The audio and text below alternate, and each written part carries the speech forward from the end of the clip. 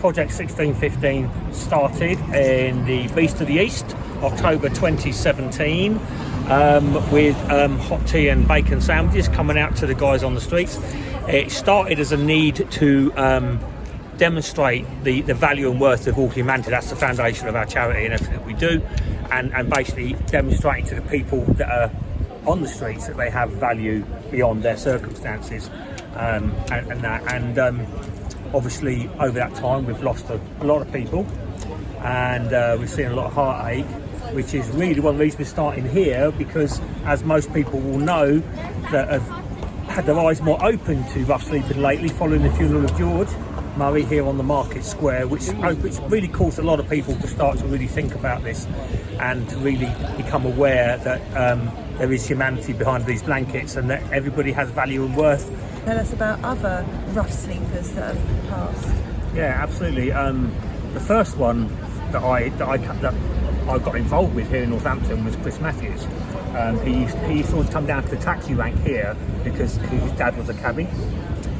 He was in and out of supported accommodation, and he was murdered in 2018.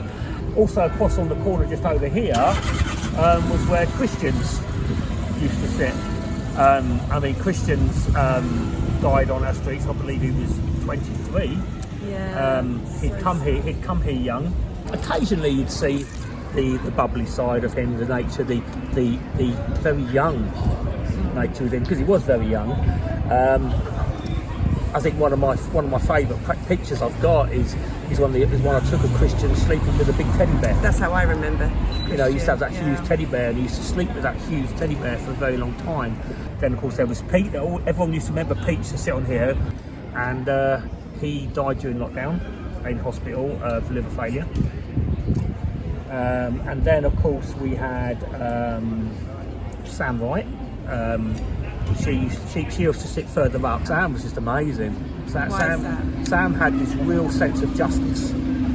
She would stick up for anybody. She'd speak out for anybody. She wouldn't take anybody's crap at all. She was just this real, absolute sense of justice.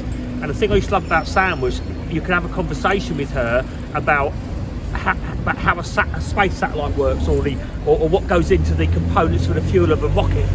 And she had all this information was just amazing. Her short-term memory wasn't so good, but amazing retaining information was just absolutely phenomenal. And first time I met her, she asked, and I bought breakfast out, and she said to me, "Oh, can I have salmon bagels tomorrow, please?" And every time I met her, she'd ask for salmon bagels. And so I started bringing her out salmon bagels at one point, just because that's what she wanted. And she, again, unfortunately, she was found unconscious on our streets and died in hospital after coming off life support. For me, they are all equally a loss, you know, and same as the ones that are still with us. Unfortunately, there aren't many still with us that were here when I started. Yeah. You know, which is the sadness about it. We've lost quite a few.